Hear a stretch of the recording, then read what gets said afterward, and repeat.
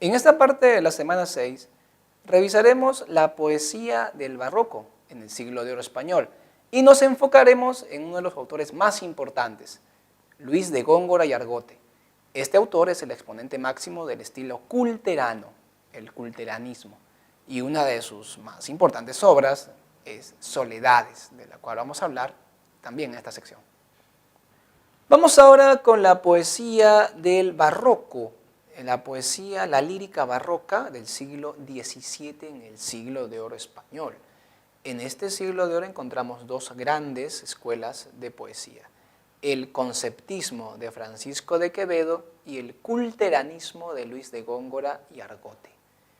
Las características de la poesía barroca son el exceso de recarga a nivel de contenido o recarga a nivel de las figuras literarias que trabajan con la sintaxis y la metáfora mucho. Es decir, a nivel formal o a nivel de fondo de tema hay una exageración, hay una tendencia a la complicación, al uso de la mitología, al uso de la hipérbole, el hipérbaton, la metáfora, la antítesis, que son figuras que complejizan la expresión. En el barroco, en resumen, mientras más complicado, más bello. Esa es la concepción distinta del Renacimiento, porque en el Renacimiento era mientras más equilibrado, razonable, armónico, más bello. Vemos que el barroco se opone. Estudiemos la poesía del gran Luis de Góngora y Argote, entonces, el máximo exponente del culteranismo. Tenemos aquí su retrato, como ven Góngora, ahí está su firma a un costado, era un autor de origen aristócrata, no era un autor de origen humilde, tiene contactos en la corte y desde muy joven fue un poeta bastante reconocido. De joven, sin embargo, no escribió los grandes monumentos barrocos por los cuales es conocido hoy en día, como la fábula de Polifemo y Galatea o sobre todo Soledades. Él de joven escribió una poesía sencilla en octosílabos, que es el verso popular de España, y en aquel entonces, pues, de su poesía de esa época le han llamado a él el ángel de la luz o el poeta de la luz. En cambio, a partir de los 40 años, se empezó a vestir de negro, empezó a encerrarse en su habitación sin salir mucho. Algunos creen que se volvía alguien con ciertas costumbres, ¿verdad?, depresivas, pero no. Él en realidad era cura, por eso vestía de negro. Y se encerraba porque era alguien que hacía meditación, se dedicaba mucho a sus obras y cambia su estilo literario.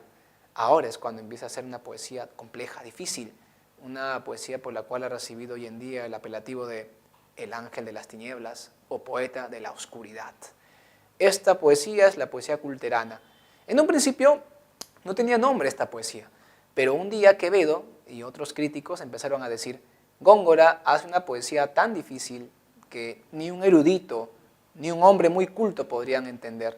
Para entender a Góngora no hace falta ser culto, ni siquiera siendo cultísimo entenderás a Góngora, tienes que ser culteranísimo, exagerando la palabra, deformándola como él hacía con sus versos, y la burla quedó como el nombre oficial. Hablamos hoy en día del culteranismo de Góngora entonces.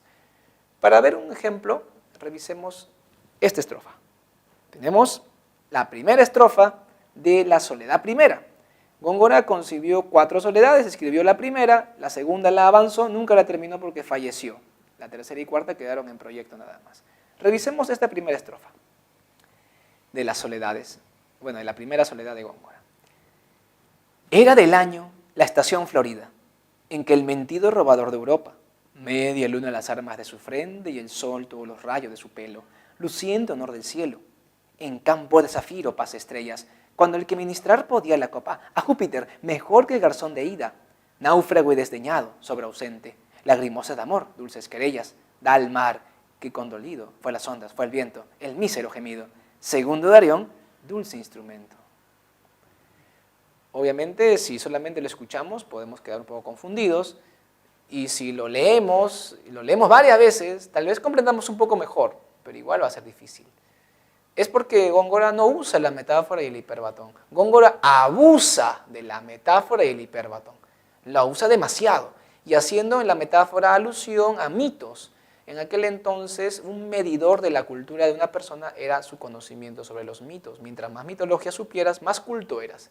Y Góngora escribe para gente muy culta, escribe para gente muy capaz de lectura poética. Por eso su complejidad. Se ha dicho que Soledades es una de las cumbres líricas del castellano de todos los tiempos, casi inigualable. Pocos autores han estado cerca de esta calidad, esta complejidad. Menciono a una muy renombrada, que es la poeta, la escritora mexicana Sor Juana Inés de la Cruz, una de las escritoras más importantes de toda la colonia hispanoamericana, que estuvo casi al nivel de Góngora en su primero sueño, equivalente a Soledades de Góngora. Bien, volvemos entonces con este poema. Rápidamente en el primer verso podemos apreciar una metáfora y un hipérbaton, porque debería ser, era la estación florida del año. Y tenemos también una metáfora porque estación florida es primavera.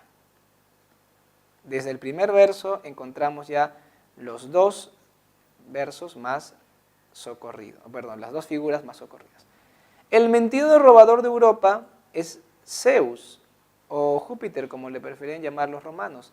Zeus robó a la princesa Europa, una princesa fenicia porque era muy bonita, disfrazado de toro, y aquí describe el toro, un toro blanco con una frente, con una media luna en la frente que son sus cuernos, y él, después de robar a la chica, colocó el signo Tauro en el cielo, por eso dice luciente honor del cielo, y Tauro brilla en primavera, recuerda, primavera brilla Tauro, porque es en abril y mayo, el signo Tauro, en campo de zafiro pasa estrellas. Qué bella metáfora del cielo estrellado y la constelación de Tauro brillando en el cielo.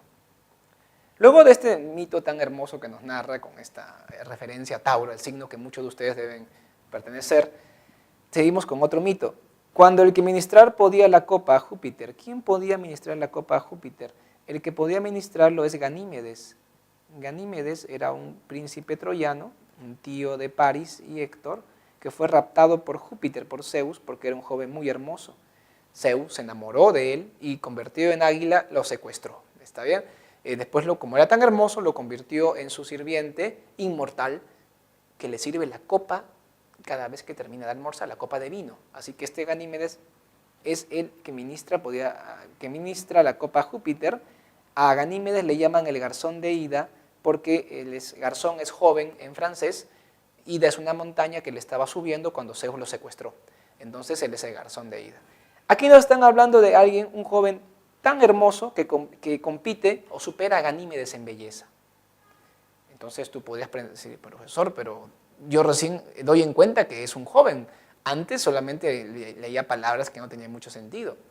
Tiene mucho sentido. ¿Por qué? Porque el joven está náufrago. Es desdeñado, despreciado por un amor. Está muy pensativo. Está llorando penas de amor. Y el mar, ¿no es cierto? Da al mar, ¿qué cosa da al mar? El mísero gemido, hay un hipérbaton ahí. El mar se conduele de él, se mueve, empieza el viento para empezar una tormenta, para que muera el chico y deje de sufrir. O sea, están contándonos una historia de un joven muy guapo que está viendo la constelación de Tauro brillando en el cielo en una noche de primavera, llorando una pena de amor. Ya nos explicó mejor esto la mitología. Pero la última, tal vez es la mejor de todas, segundo Arión dulce instrumento. ¿A qué se refiere este último verso?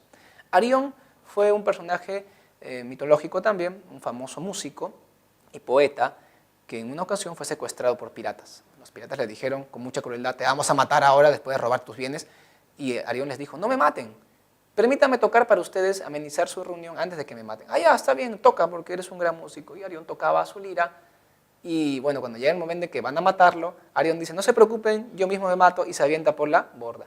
Lo que pasa es que había atraído a los delfines con su música, y los delfines lo rescatan y lo llevan a una isla. Bueno, un delfín lo llevó montado en su lomo del delfín y le salva así la vida a Arión.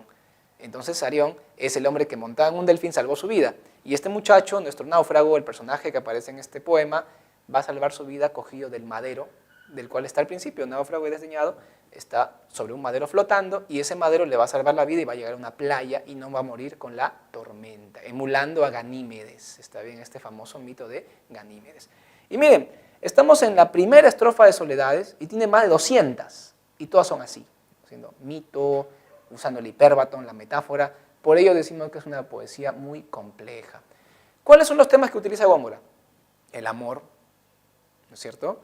La naturaleza, que son tópicos de Renacimiento, pero no son, como en la poesía de Garcilaso, un fin en sí mismo, ni el amor ni la naturaleza. Son temas para llegar a lo que quiere tratar Góngora. ¿Y qué es lo que quiere tratar?